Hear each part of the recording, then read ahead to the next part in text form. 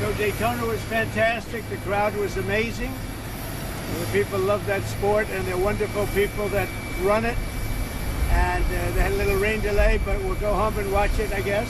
Some of you will, and others will try and create peace throughout the world.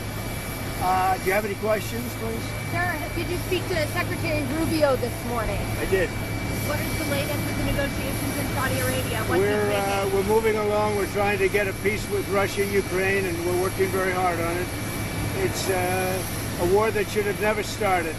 Do you expect Zelensky to be involved in these conversations? What will his role be? I do.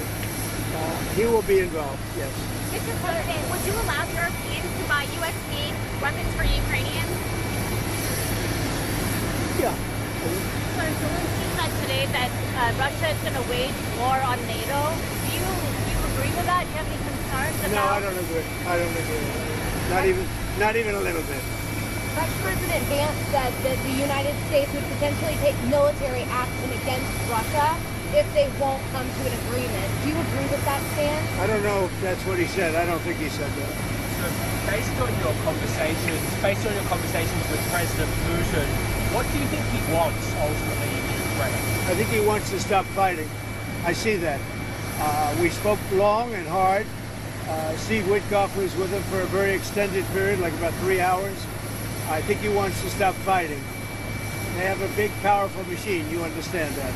And they defeated Hitler and they defeated Napoleon. You know, they've been fighting a long time. They've done it before. And but I think he'd like to. I think he would like to stop fighting. Do you think he wants the whole of Ukraine, or just what do you think he wants? No, I think he wants to stop. That was my question to him, because if he's going to go on, that would have been a big problem for us, and that would have caused me a big problem because you just can't let that happen.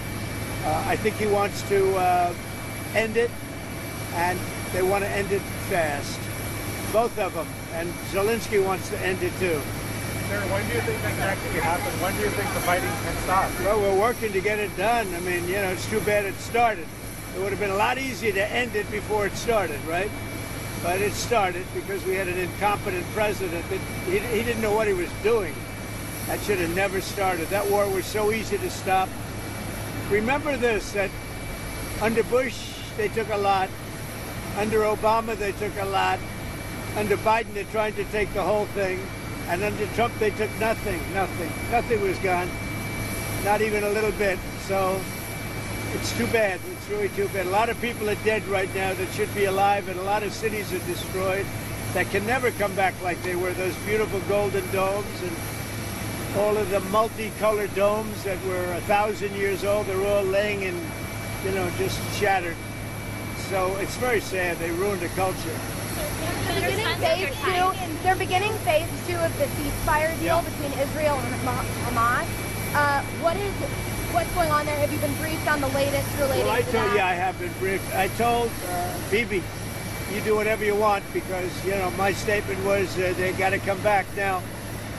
The reason I made that statement because they said they weren't going to deliver. They were not going to deliver the people that they said they were going to deliver, that they agreed to deliver.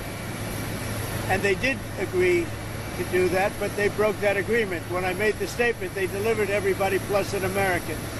Now, the good news is they look like they're in pretty good shape, because the people from the week before didn't look like they were in good shape. They looked like Holocaust survivors, frankly. Horrible. Whatever happened to them was horrible.